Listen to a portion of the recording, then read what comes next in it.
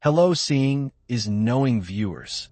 Would you believe that 7.5 million cubic meters of water are being pumped into the Sahara Desert every single day? But why flood the world's largest desert? This isn't just an experiment. It's a fight for survival. Egypt's new Delta project is currently underway, aiming to transform desert into farmland. Can they really overcome nature? At least Egypt still has the Nile River. But Libya, deep within the Sahara, has no major rivers to rely on. So how can people there survive? Why is Egypt trying to flood the Sahara Desert? Is it really possible to flood a desert that's been dry for thousands of years? It seems Egypt is proving that it is possible with a massive project called the New Delta. It's the largest project in Egypt's history, with a budget of 185 billion baht. But why such a huge investment? About 95% of Egypt is covered by desert. For thousands of years, Egyptians have lived along the banks of the Nile, the country's only reliable water source. But now, things have become critical. Today, about 110 million Egyptians live crammed into just 4% of the country's land. The population has skyrocketed from 13 million to 110 million in just the past 100 years. Overpopulation has brought cramped apartments, traffic jams, and crumbling public services. And the biggest challenge? Feeding everyone. Egypt has only 3% arable land. To make matters worse, the country only has a 5-month wheat reserve.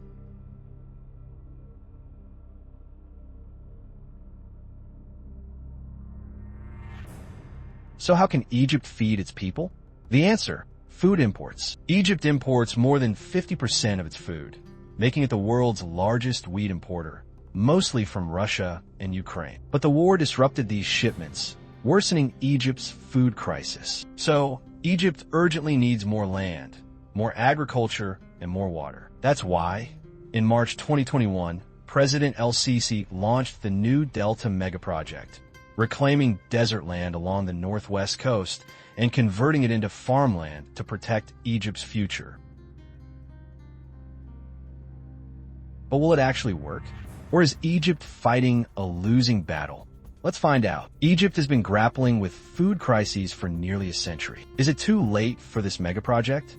In fact, Egypt has been attempting land reclamation for over 85 years, with surprising success. Official evaluations show that their efforts have increased farmland by about 10,000 square kilometers, a 44% boost.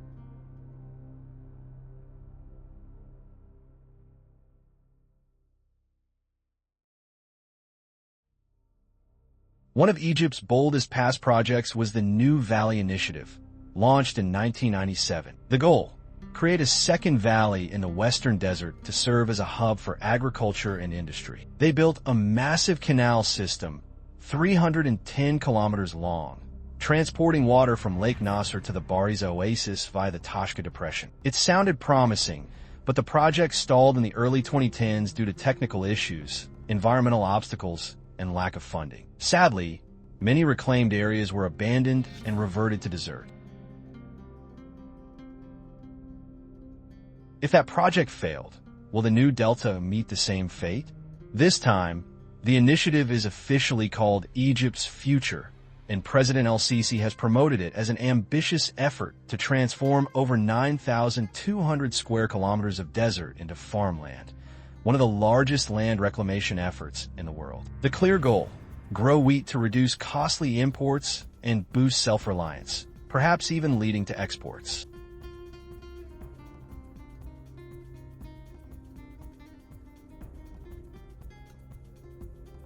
For millions of struggling Egyptian families, this isn't just about farming, it's about survival. The project has drawn serious backing. 26 domestic and international companies are already involved. So how do you flood a desert?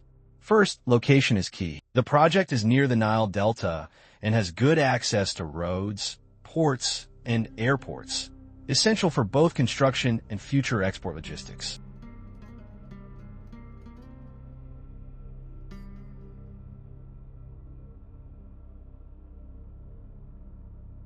Second, climate advantage. Unlike past failed attempts, This area is near the Mediterranean, offering a more favorable climate. Beyond wheat and corn, the land can grow many crops: bell peppers, tomatoes, pomegranates, and more. At the heart of the project is a 114 kilometers artificial river using a mix of open canals and underground pipes. But wait, where does all this water come from?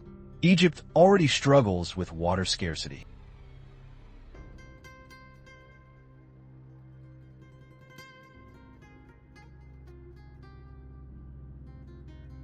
Here's where innovation comes in. The New Delta project uses treated agricultural wastewater, collected from the Nile Delta's northern region and processed at the El Hammam wastewater treatment plant. This system also diverts floodwaters that might otherwise damage surrounding areas, like Bahira. Impressively, the plant was completed in just 24 months and is reportedly the largest and most efficient wastewater treatment plant in the world, with a capacity of 7.5 million cubic meters per day, though third-party verification is pending. But this isn't just about crops and canals. It's about jobs, too. In 2020, Egypt's youth unemployment rate topped 30%. This project created over 100,000 jobs and established worker communities around the site, easing urban congestion. President El-Sisi saw the urgency and shortened the project timeline from 10 years to just 2. So is it done yet?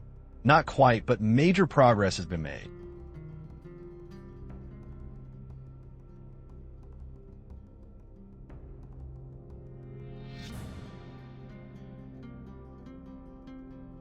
About 35% of the water pipe installations are complete, and around 15% of the open field area is developed, including land leveling, infrastructure, and site preparation. Even NASA has used satellite imagery to observe the greening landscape between 2018 and 2024. As of the latest update in 2024, about 3,360 square kilometers have been reclaimed, with wheat, beets, and potatoes already being harvested.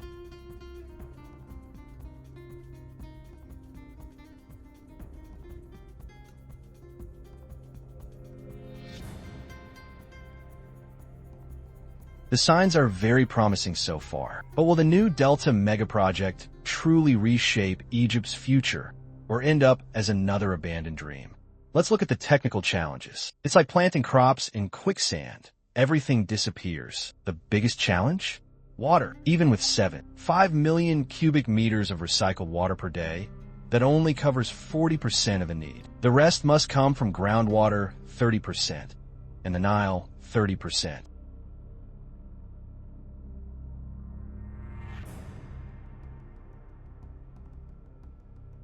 Each water source has its own issues. Recycled water, after years of use, contains salts, pesticides, and fertilizer residue. Even after treatment, it can cause soil salinization over time, reducing fertility and crop yields. Groundwater?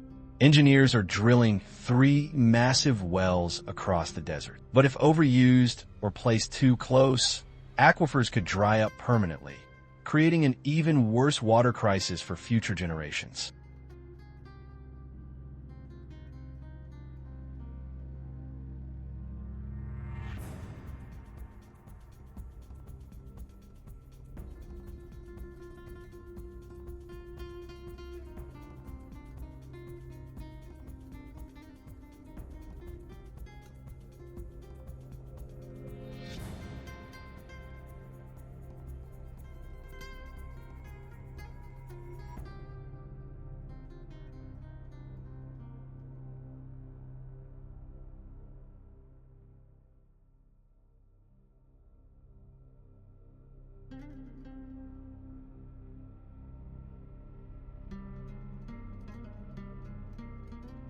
Even the Nile isn't as reliable as it once was. Saltwater intrusion has made its water saltier. Plus, it's contaminated with fertilizers and pesticides, all needing treatment before use. Worse, the Nile doesn't belong to Egypt alone. It flows through 11 countries. This makes water rights a delicate political issue. Ethiopia's Grand Renaissance Dam, which began construction in 2011, controls 85% of Nile water. Ethiopia plans to double its hydroelectric output, potentially reducing downstream flow. Climate experts warn.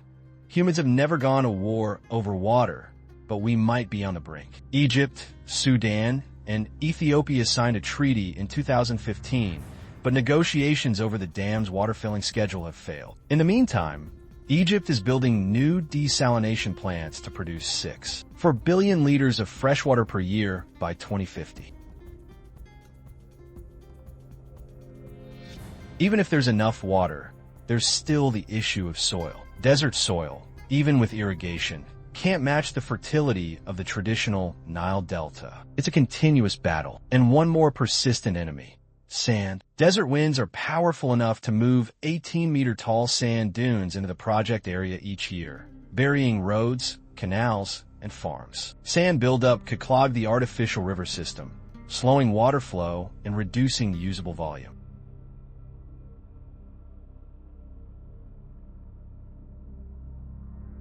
If left unchecked, models predict 15 to 20% of the land could be reclaimed by the desert within a decade. To stop this, the new Delta project has built a 69 km long sand barrier along key northern coastlines. But will it be enough? Can Egypt truly overcome these challenges? At least Egypt still has the Nile. What about Libya, deep in the Sahara, with no rivers at all?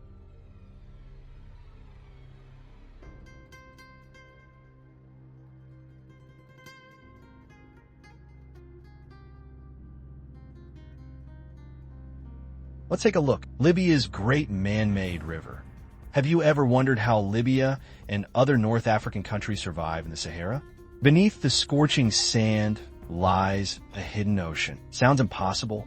Yet in 1953, Libya discovered a massive underground aquifer. This led to the construction of the Great Man-Made River.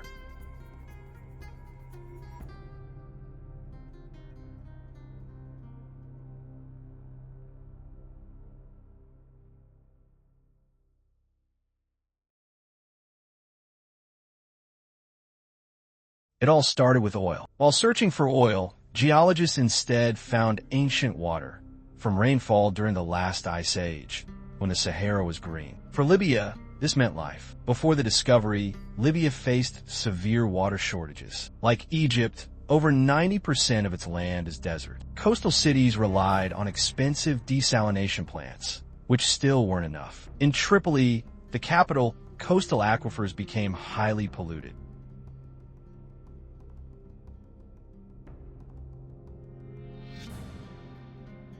This project took 30 years to plan. Construction began in 1983 under leader Muammar Gaddafi, who promised to turn the desert green, like the Libyan flag, costing $25 billion at the time, equivalent to $75. $2 billion today. The entire project was funded by Libya's oil revenues. Workers drilled 1,300 wells, some as deep as 660 meters. They laid a 4,000 kilometers network of concrete pipes, wide enough for buses to drive through.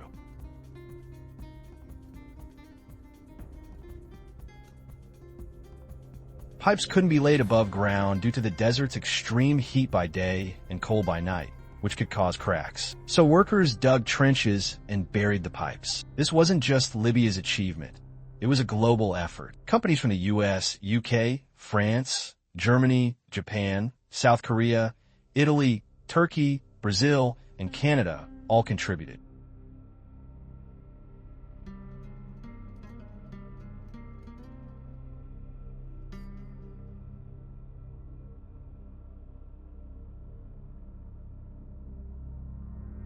It worked. Today, the system still delivers about 5 million cubic meters of water daily to Libya's coastal cities, home to 5 million people. Gaddafi's dream was bigger: turn the desert into farmland. The government subsidized water prices for farmers at less than half the price citizens paid.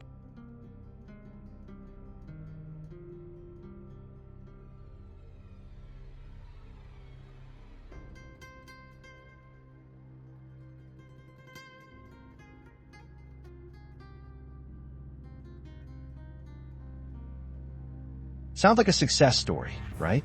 Not so fast. The groundwater isn't Libya's alone. It extends beneath 4 countries: Libya, Egypt, Chad, and Sudan. As Libya pumped more water, neighboring wells started drying up. In some areas of Egypt, aquifers ran completely dry. In a region where water is more valuable than oil, this could spark conflict.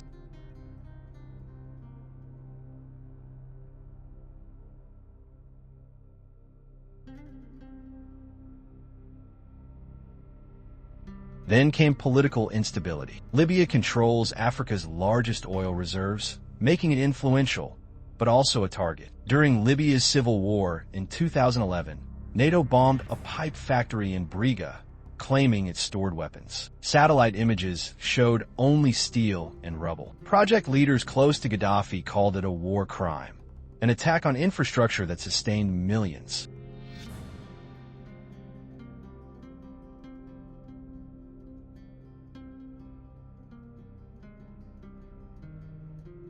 After Gaddafi's fall, the situation worsened. Power outages became normal, cutting water for up to 8 hours daily. Foreign experts essential to the water system fled the country. Divided governments took over different regions, making unified management nearly impossible. The once centralized system became fragmented with no long-term strategy.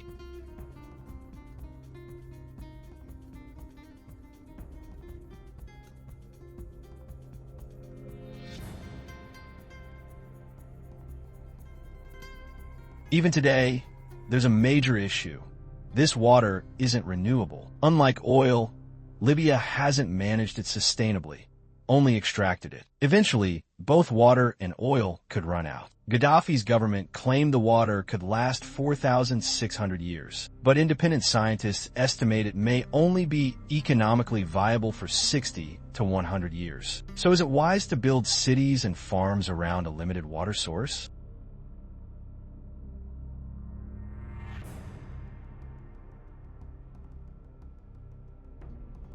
Today, Libya's great man-made river still flows, supplying coastal residents, though with reduced volume. Once hailed as a marvel, it now faces slow decline. How much longer will it last?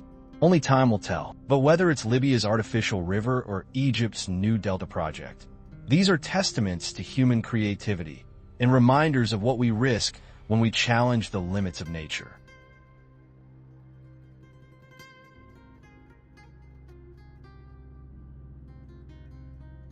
Thank you for watching. Today, we've explored just one perspective of Africa, but there's so much more to discover. If you'd like to learn more about this fascinating continent, don't miss our next videos.